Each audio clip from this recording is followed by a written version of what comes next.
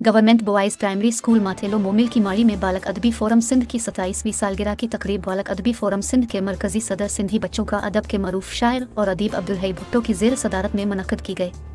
जिसमें स्कूल के असातिज़ा और तलबा ने कसीर तादाद में शिरकत की। इसी मौके पर बालक अदबी फोरम सिंध की सालगिरह का केक अब्दुल हई भुट्टो, लुत्फ़ुल्लाह मंगी, मौलादाद भुट्टो, अनवर अली, शाहिद हुसैन मलक, हिज़्बुल्लाह मंगी, हुसैन अहमद चाचा और स्कूल के तलबा अब्दुल बारी भुट्टो, सैयद अली हैदर शाह, अब्दुल बाकी भुट्टो, सैयद असलान शाह, अयाज अहमद बूजदार और दीगर ने मिलकर काटा।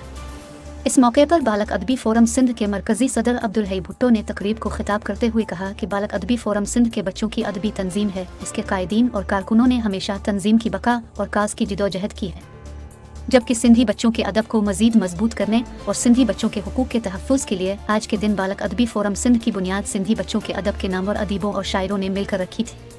उन्होंने कहा कि बच्चों की इस तंजीम का मकसद ये है कि सिंध का हर बच्चा आसानी और आज़ादी से तालीम हासिल कर सके।